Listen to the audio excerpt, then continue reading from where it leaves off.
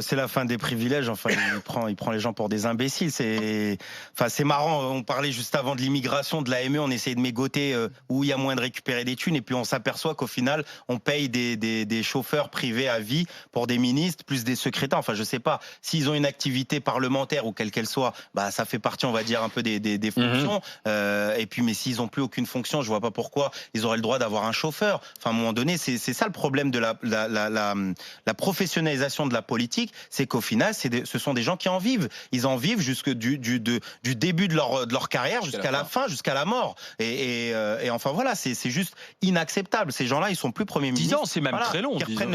Sur 10 ans. C'est marrant parce qu'on va chercher, par exemple, tu sais, la Suède sur plein d'autres choses qui nous arrangent en Suède et au Danemark, on va aller le chercher. Mais après, dès qu'on leur dit ouais, mais tu sais, le ministre machin, il prend le vélo, on va dire mais attends, quand même, le Premier ministre, et il a le droit un peu une petite bagnole, un peu de cuir en dessous de ses fesses, il va pas quand même pédaler. C'est-à-dire qu'on sait en fait concilier les choses quand ça les arrange. Et c'est, enfin moi je suis contre cette mesure totalement. À la limite, qu'il le garde pendant 1 an, ce qui suit l'activité, le temps d'épurer, le courrier, tout ce qui a été fait pendant le temps où tu as été à Matignon. Qu'est-ce qu'il fait, Monsieur Balladur là? Pourquoi il a besoin d'avoir un chauffeur privé?